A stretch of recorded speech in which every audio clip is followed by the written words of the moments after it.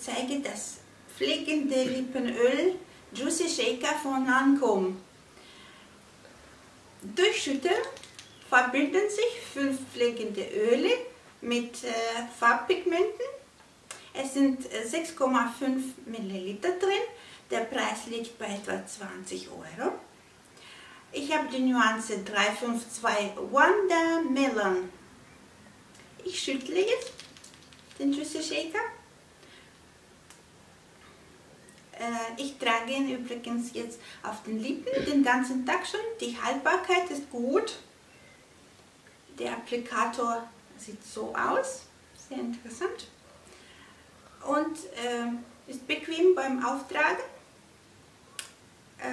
Es fühlt sich angenehm auf den Lippen an. Und der Duft ist sehr schön. Es duftet nach Melone. Es zerläuft nicht. Und insgesamt bin ich sehr zufrieden. Eine schöne Neuheit von Lancôme.